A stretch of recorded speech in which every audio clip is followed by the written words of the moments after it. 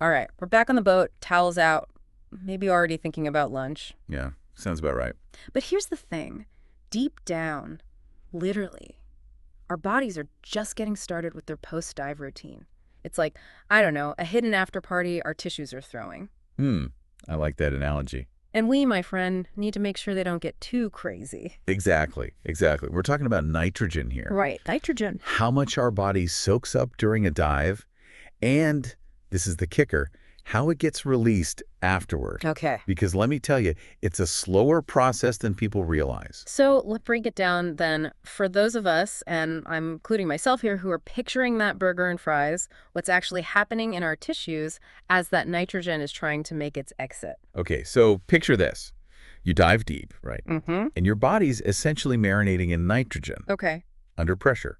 Now, coming up slowly, that's key. We all know that. Right. But here's the thing. It doesn't mean we're instantly back to normal at the surface. That nitrogen, it needs time, like a lot of time. We're talking up to 24 hours. 24 hours? Yeah. Seriously? Yeah. No kidding. See, this is why I love these deep dives. 24 hours. I had no idea. I've definitely gone for a run after a dive thinking, oh, I'm good. Yeah. Maybe not the smartest move. No, and that's a really, really common misconception. Is it? Oh, yeah. And it's exactly why.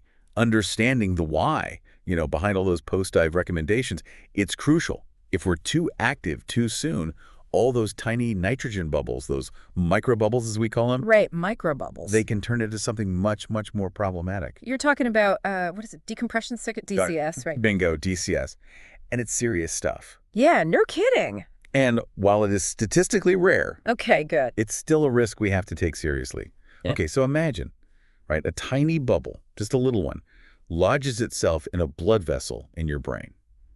Oh, no. That's it. Blood flow stops. Yeah. Like a massive traffic jam on like the most important highway in your body. Essential highway. And your brain, well, it's starved of oxygen. That's the reality of a DCS-induced stroke. So, wait, so there's more than one way these bubbles can mess you up? Yeah, unfortunately.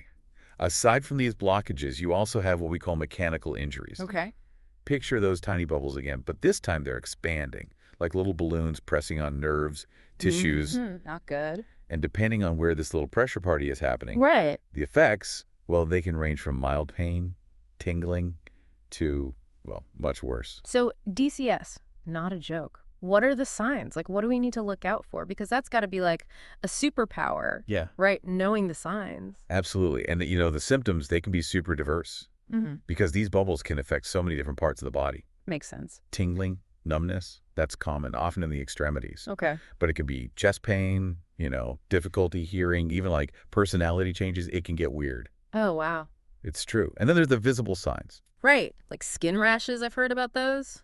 Muscle weakness. And isn't there something about your pupils? Oh, yeah. You can get what we call asymmetric pupils. Asymmetric. So they're like different sizes. Exactly. That's a big red flag, right? Huge red flag. And that's why, this is where knowing the signs is so powerful. Literally. Early recognition is key. Okay. And obviously we hope this never happens, but if you even suspect DCS, Yeah. immediate action, that's what matters. So 100% oxygen, get to a hyperbaric chamber like yesterday, right? Exactly. Think of that chamber like simulating a redive, Oh, interesting. but in a controlled way. Yeah. Increasing the pressure to shrink those bubbles back down, it's like hitting the reset button on that whole nitrogen absorption process. Which brings us back to that initial 24-hour window. Exactly. Even if you're feeling great, things can change. Oh, absolutely. Like, imagine this. Untreated DCS, Okay. long-term, you're talking chronic pain, even in your joints. Oh, no. A constant reminder of that one dive. So yeah, taking it easy after a dive. Yeah. It's not about being lazy. It's about, giving those microbubbles the best chance to clear out naturally. So much for that post-dive burger and beach volleyball game, huh? Well, maybe not quite that extreme, Right. but it does make you think, right? We've been focusing on what we do after a dive, but what about the stuff we can't control? Altitude, for example, air temperature, even our individual physiology. Interesting. How do those things all play into how our bodies deal with those leftover nitrogen bubbles? Something to think about. Definitely something to think about. That's some food for thought. Well, on that note, I am suddenly feeling a little bit less hungry and a lot more like relaxing. Thanks for that deep dive. My pleasure.